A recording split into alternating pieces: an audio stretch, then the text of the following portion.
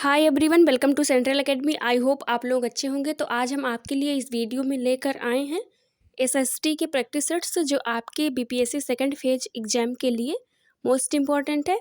आइए हम देख लेते हैं हमारा क्वेश्चन क्या है। उससे पहले अगर आप चैनल पर नए आए हो तो आप चैनल को सब्सक्राइब कर लीजिए और जो है वीडियो को लाइक कर दीजिए। आइए हम देखते हैं क्वेश्चन क्या है हमारा फर्स्ट क्वेश्चन क्या है। हमारा फर्स्ट क्वेश्चन है कि गढ़ी अथवा गृहकर लगाने वाला दिल्ली का प्रथम सुल्तान कौन है। गढ़ी अथवा गृहकर लगाने वाला दिल्ली का प्रथम सुल्तान अलाउद्दीन खिलजी है। गृहकर की बात कर रहा है। फिर और आगे हम देखते हैं कि अलाउद्दीन खिलजी ने जो है मूल्य नियंत्रण प्रणाली को भी लागू किया था। किसको? मूल्य नियंत्रण प्रणाली को लागू किया था। और उसने जो है 50% कितना 50% जो है कर वसूली भी लगाया करता था। तो हमारा राइट ऑप्शन इसमें होगा बी ऑप्शन, अलाउद्दीन खिलजी। फिर आगे देखते हैं दूसरा क्वेश्चन क्या है कि निम्न में से किस स्थान पर अलकनंदा तथा भागीरथी का संगम होता है। तो अलकनंदा तथा भागीरथी का जो संगम है वो देवप्रयाग नामक स्थान पर होता है, मतलब कि देवप्रयाग में होता है। और वहाँ पर गंगा का निर्माण होता है। आगे से वहाँ की जो है गंगा नदी निकलती है।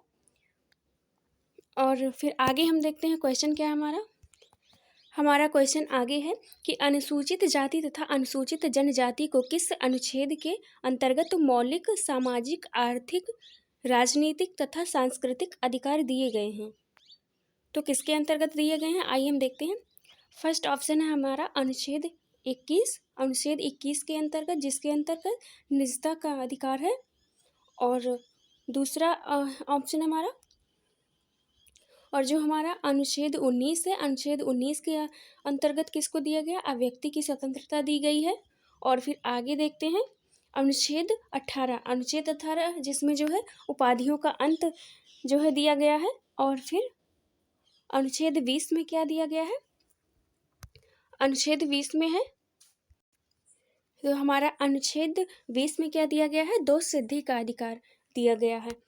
तो हम देखते हैं हमारा जो है इसमें से कोई भी राइट ऑप्शन नहीं है हमारा, जो कि जो है मौलिक सामाजिक आर्थिक राजनीतिक सांस्कृतिक अधिकार दिया गया हो। तो ये किसी भी अनुच्छेद के अंतर्गत नहीं दिया गया है। तो हमारा इसमें ई ऑप्शन होगा, मतलब कि उपर्युक्त में से कोई नहीं। तो हमारा इसमें राइट ऑप्शन ई होगा, उपर्युक्त में से कोई नहीं। और ये जितने भी अधिकार दिए गए हैं वो जो है अनुच्छेद 17 के अंतर्गत दिए गए हैं। मौलिक सामाजिक और आर्थिक राजनीति की बात कर रहा है तो वो अनुच्छेद 17 के अंतर्गत के दिए गए हैं। आगे देखते हैं क्वेश्चन क्या है कि निम्नलिखित में से किन स्थानों पर डचों ने अपने व्यापारिक अड्डे स्थापित किए हैं। तो फर्स्ट ऑप्शन है नागापट्टनम, चिंसूरा, मछलीपट्टनम। और दूसरा सूरत, भरूच, आगरा।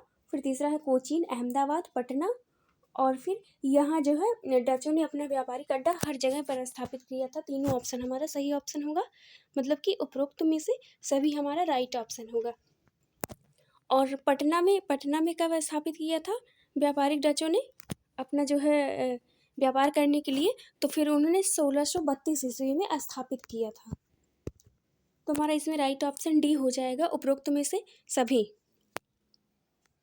फिर हम अगला क्वेश्चन देखते हैं। हमारा अगला क्वेश्चन क्या है कि निम्न खनिजों में किस खनिज के उत्पादन में भारत विश्व में अग्रणी है। भारत विश्व में अग्रणी है तो वो चादरी अभ्रक, मतलब कि सी ऑप्शन हमारा राइट ऑप्शन होगा, चादरी अभ्रक। फिर आगे देखते हैं क्वेश्चन कि इंटरनेट लचीलेपन सूचकांक में भारत की रैंक क्या है। इंटरनेट लचीलेपन सूचकांक में भारत की रैंक क्या है? तो वो 6ठा स्थान है इसमें। आगे देखते हैं क्वेश्चन कि Indian council of medical research cancer registry के आंकड़ों के अनुसार किस राज्य में कैंसर के सबसे अधिक मामले पाए हैं। तो इसमें राइट ऑप्शन सी होगा, उत्तर प्रदेश। फिर हम आगे देखते हैं हमारा क्वेश्चन 8 है कि केंद्रीय कैबिनेट ने कितने करोड़ रुपए के परिव्यय के साथ डिजिटल इंडिया प्रोजेक्ट के विस्तार को मंजूरी दी है। डिजिटल इंडिया प्रोजेक्ट के विस्तार को मंजूरी दी है।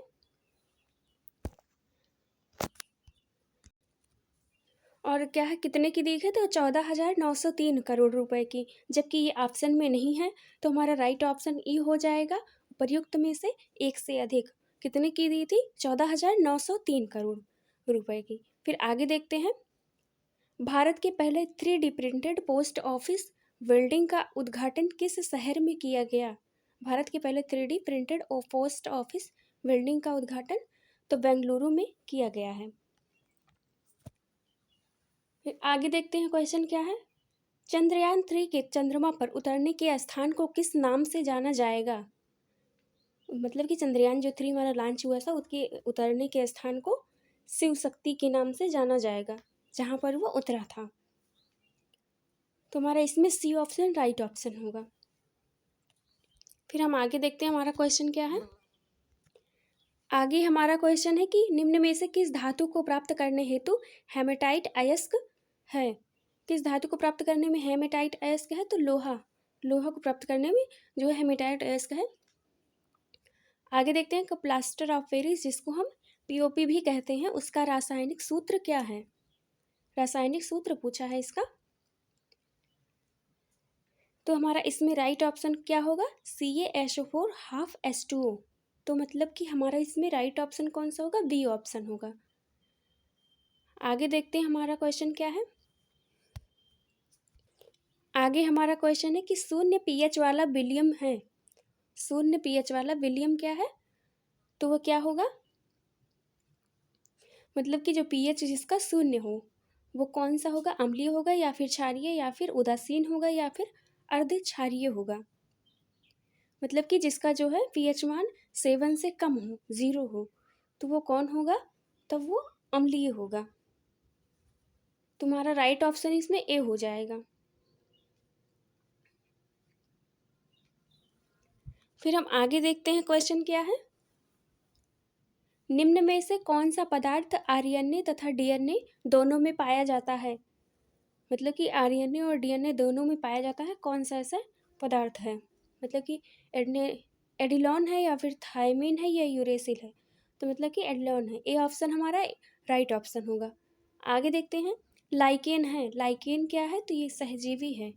ये किससे बनता है? तो ये कवक और एल्गी मतलब कि शैवाल के जो है शैवाल दोनों को मिलने से तो लाइकेन का निर्माण होता है।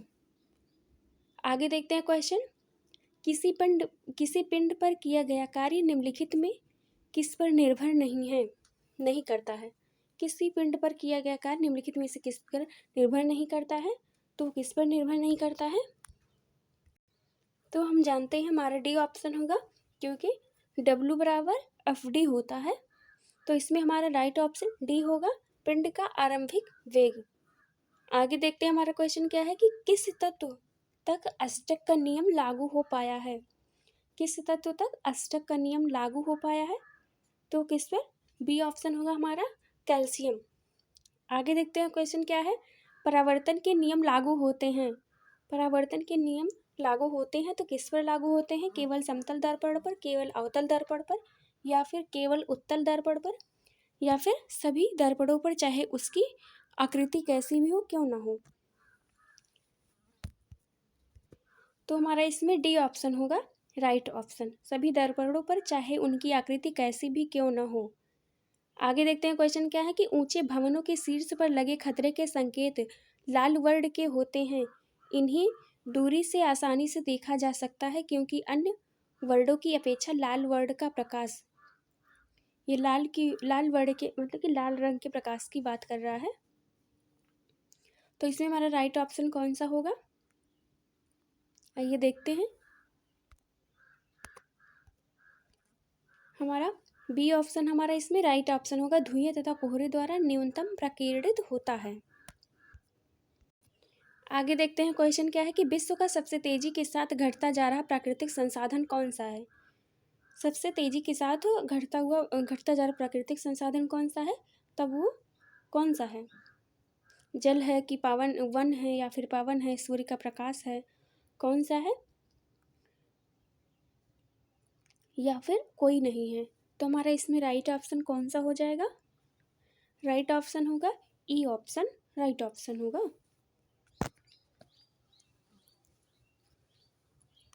फिर आगे देखते हैं क्वेश्चन क्या है।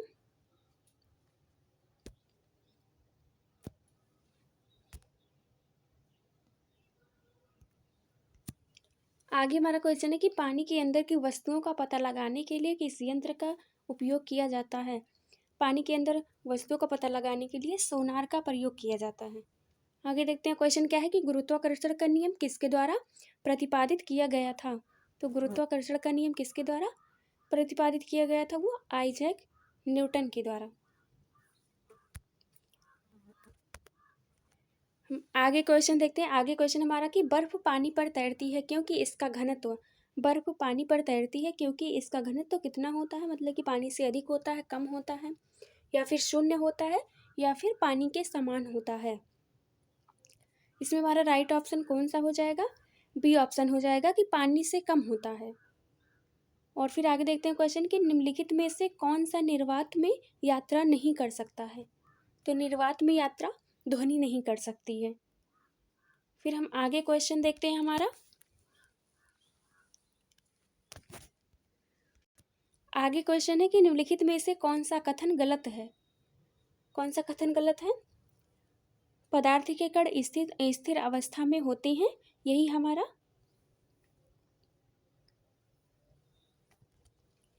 फिर आगे देखते हैं। बी ऑप्शन है पदार्थ के कण बहुत छोटे होते हैं, और तीसरा पदार्थ के कण एक दूसरे को आकर्षित करते हैं।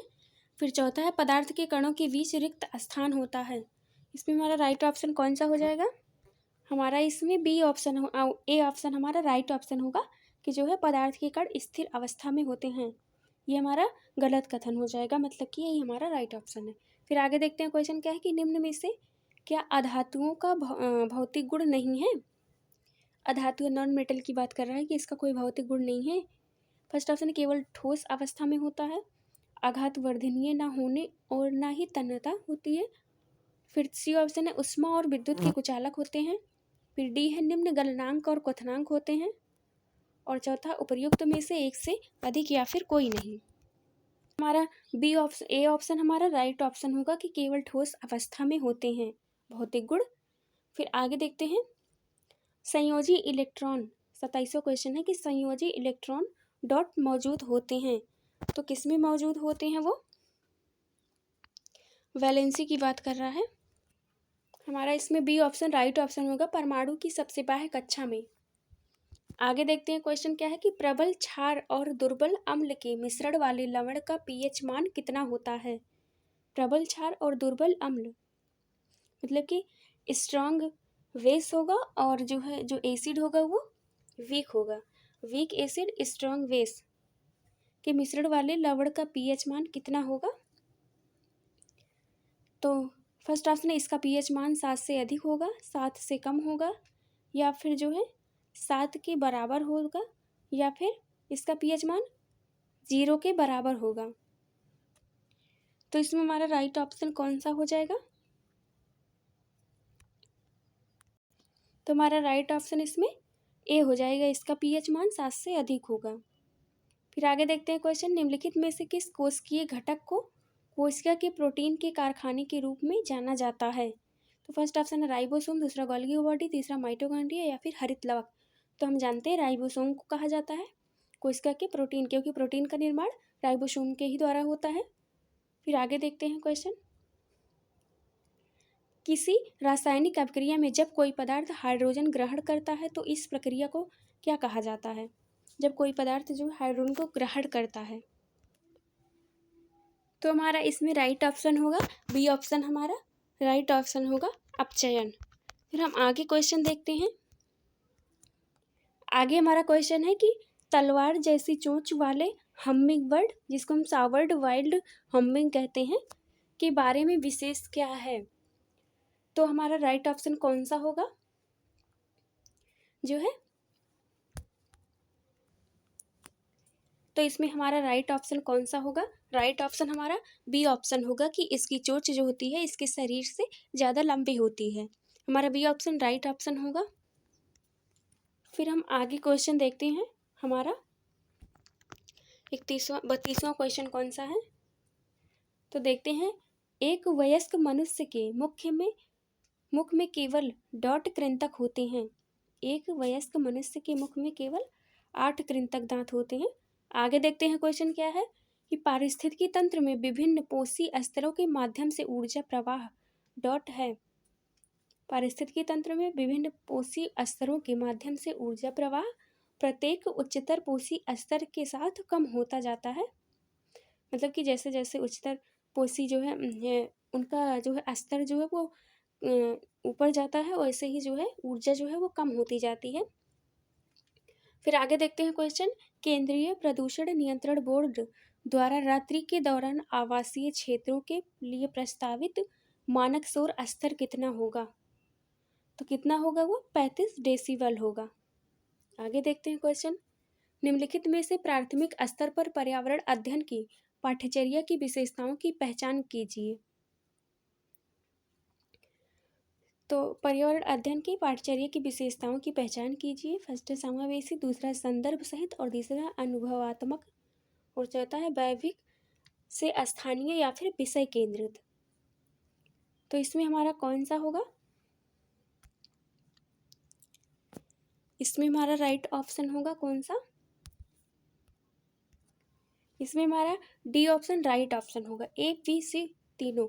फिर आगे देखते हैं कौन सा क्वेश्चन है कि पैने चपटे एवं चौड़े आगे के दांतों वाले पशुओं की भोजन के लिए प्राथमिकता भिन्न है।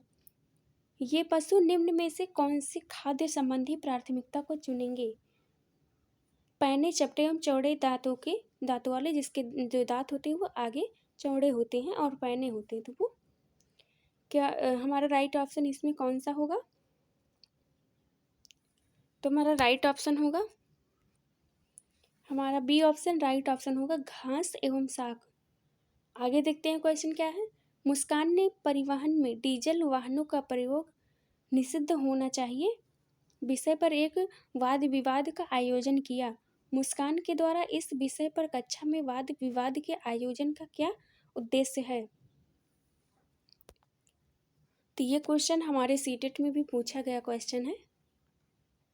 तो हम देखते हैं हमारा राइट ऑप्शन कौन सा होगा। सी ऑप्शन हमारा इसमें राइट ऑप्शन होगा। फिर हम आगे देखते हैं हमारा क्वेश्चन क्या है, मसाई जनजाति डॉट में पाई जाती है। तो मसाई जनजाति किस में पाई जाती है? तो वो अफ्रीका में पाई जाती है। तो हमारा ए ऑप्शन इसमें राइट ऑप्शन होगा। आगे देखते हैं हमारा क्वेश्चन क्या है,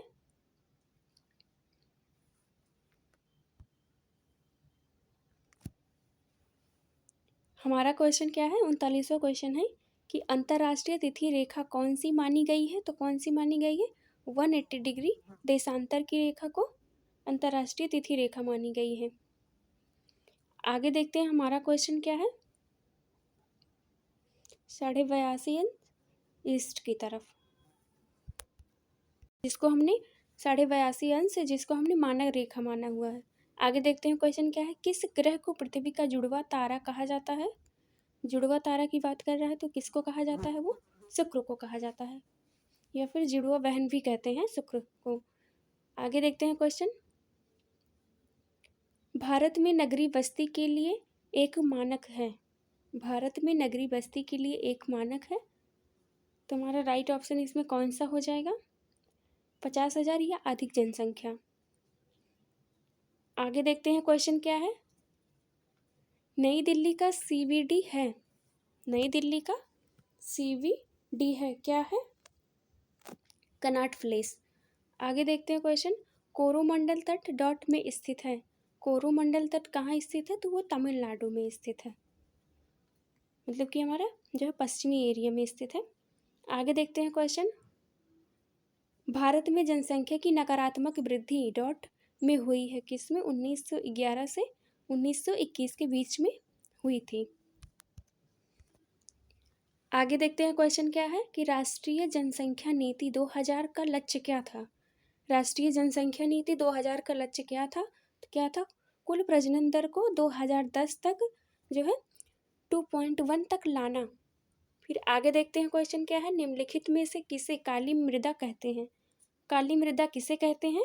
तो पेडोजॉल या फिर लैटेराइट या फिर चेरनोजम या फिर पेडोकल, जिसको हम काली मिट्टी, जिसको हम रेगुर मिट्टी भी कहते हैं। इसमें हमारा राइट ऑप्शन कौन सा होगा? सी ऑप्शन होगा, चेरनोजम को।